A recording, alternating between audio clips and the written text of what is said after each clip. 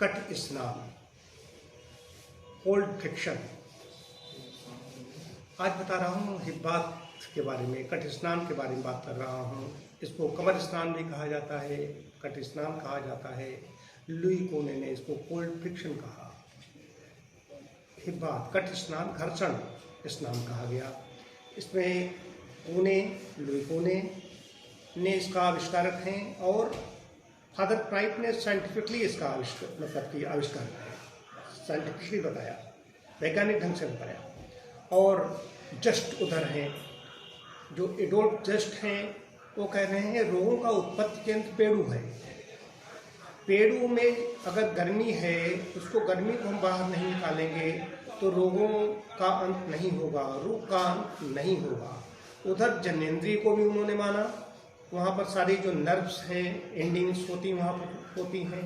तो जब cold friction हम लेते हैं, हिब्बात लेते हैं, कट स्नान, कमर स्नान हम लेते हैं, तो इसके लिए तो विशेष प्रकार के टब आते हैं, बड़े बड़े महंगे टब आते हैं। लेकिन मैं सामान्य बता रहा हूँ, जो सामान्य टब अपने घरों में होते हैं, थोड़ा बड़ा टब ले लीजिए, उस पर बैठ करके एक लेना है, 10 मिनट तक लेना है, 5 से 10 मिनट पर्याप्त है।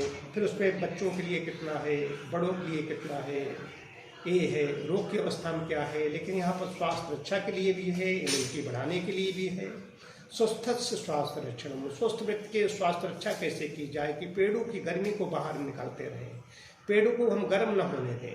बाकी तो बहुत रोग हैं इसमें, जो मैं पढ़ता था, हमारे पास पूरी बहुत बड़ी लिस्ट है कि किनको देना है, किनको नहीं देना। लेकिन बात है कि हम इम्यूनिटी इसमें बढ़ेगी, इम्यूनिटी बढ़ेगी तो जो रोग हैं वो भी विदा हो जाएंगे और जो स्वस्थ व्यक्ति है उसको रोग नहीं होंगे। मैं स्वयं लेता हूँ। पेड़ों की गर्मी, पेड़ों को कैसे ठंडा किया जाए, इसके लिए है कोल्ड फ्रिक्शन। ये हिब्बा, ताज़ा पानी इसमें लीजिए। वैसे गर्मियों का अलग है, जाड़े दिनों का अलग है। जाड़े दिनों को मना भी कर दिया जाता है, लेकिन जो योग चिकित्सक हैं अपने अनुभव के आधार पर जाड़े दिनों में भी देते हैं। तो कोल्ड फ्रिक्शन के बारे में, हिब्बात के बारे में, कट स्नान के बारे में मैं जो बता रहा हूँ, एक सामान्य टब लिया, सामान्य टब को आधा भर लिया। पानी इतना ज़्यादा बैठने पर होना चाहिए, नाक तक पहुँच जाना चाहिए, नाक से थोड़ा ऊपर भी पहुंच सकता है। तो ये खुरदरा तौलिया, कोई रुमाल जैसा कुछ ऐसा लो जिससे क्लॉक वाइज रगड़ना है। एक वीडियो आप देखेंगे, इसमें क्लॉक वाइज जैसा रगड़ना है। ये शुरू करें, इस समय अगर शुरू करते हैं अप्रैल से सितंबर तक तो 10 मिनट डायरेक्ट ले सकते हैं।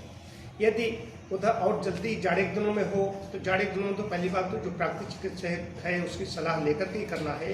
लेकिन अप्रैल से सितंबर तक कोई भी व्यक्ति कर सकता है और 10 मिनट कम से कम लेना है। और एक हफ्ते के बाद 10 से बढ़ा करके 10 से 15 मिनट कर सकते हैं, 20 मिनट कर सकते हैं। बच्चे अगर ले रहे हैं तो बच्चों के लिए 1 से 3 मिनट का पर्याप्त है, 1 से 3 मिनट पर्याप्त हैं। और जिसका किशोर वय में है, तो किशोर वय के बच्चे हैं जो 10-12 साल से लेकर के उधर 17-18 साल तक के लिए, उनके लिए 5-7 मिनट पर्याप्त है। अगर टाइम बढ़ाना भी हो तो 1-1, 2-2 मिनट हफ्ते में बढ़ाना चाहिए।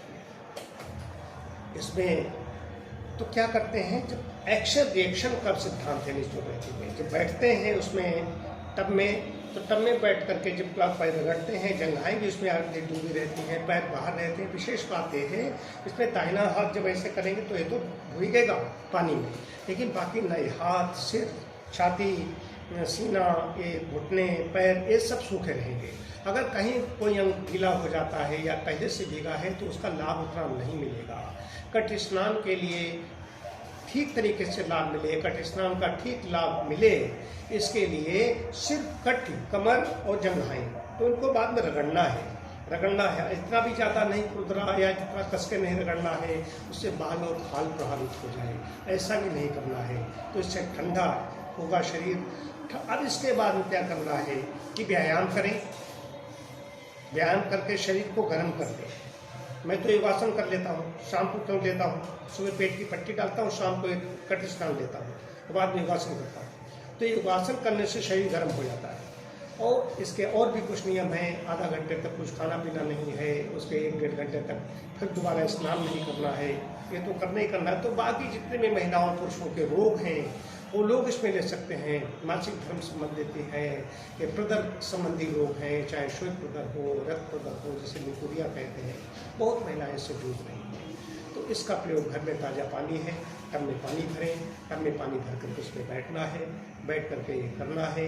ये महिलाओं पुरुषों के रोगों के साथ साथ में जितने भी रोग हैं, कुछ रोगों को छोड़कर किसी को अगर मान लीजिए अभी बहुत ज़्यादा ट्यूबरकुलोसिस है, किसी को साइटिका हुआ है, ऐसे रोगों में या कहीं बहुत ज़्यादा एक्यूट कोई इन्फ्लेमेशन है, सूजन है, उसमें नहीं लेना है। बाकी सभी लोग उसको ले सकते हैं। वैसे रोग की अवस्था में चिकित्सक से सलाह लेना आवश्यक होता है। इसमें नेचुरोपैथ की सलाह ली जाती है।